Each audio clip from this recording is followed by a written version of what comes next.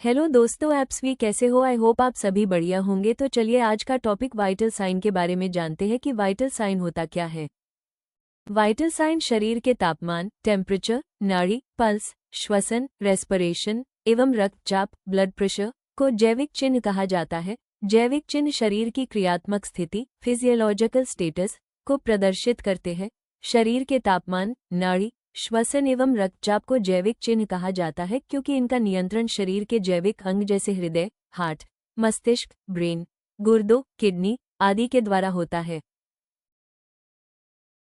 Purpose of vital sign taking of patient, मरीज की स्थिति को पता करने के लिए, बीमारी के निदान में सहायता के लिए, डॉक्टर को सही उपचार देने में मदद के लिए, मरीज के स्थिति में होने वाले परिवर्तन को पता करने के लिए, मरीज को दिए कर रहे उपचार की प्रभावशीलता का पता करने के लिए, नर्सिंग केयर की योजना बनाने के लिए, सामान्य स्वस्थ वयस्क एडल्ट व्यक्ति में जैविक चिन्ह की सामान्य स्थिति ब्लड प्रेशर जिस दबाव प्रेशर के साथ रक्त को धमनियों आर्टरीज में धकेला जाता है उसे रक्तचाप कहते हैं। रक्त वाहिनियों में बहने वाले रक्त द्वारा रक्त वाहिनियों के दीवारों पर लगाए जाने वाले दबाव को रक्तचाप कहते हैं।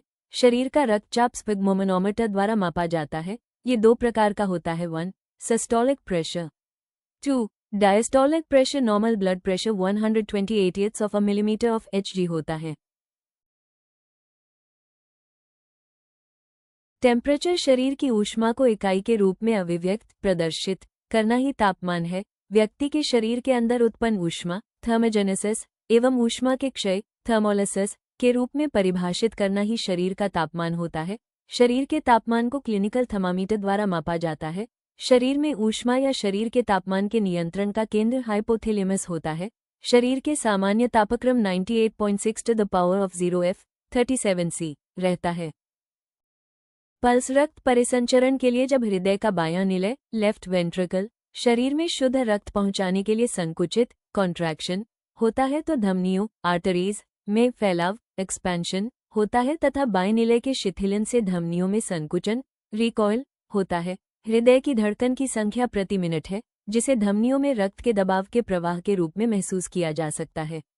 रेट नाड़ी या नब्ज की दर का अर्थ है 1 मिनट में या प्रति मिनट होने वाली नाड़ी के धड़कने की संख्या। एक स्वस्थ वयस्क में सामान्य नाड़ी दर पल्स रेट 70-80 प्रति मिनट रहती है।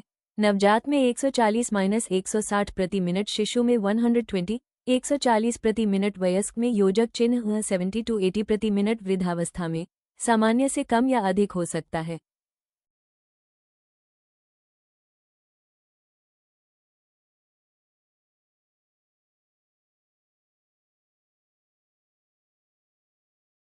Location of taking pulse rate in body.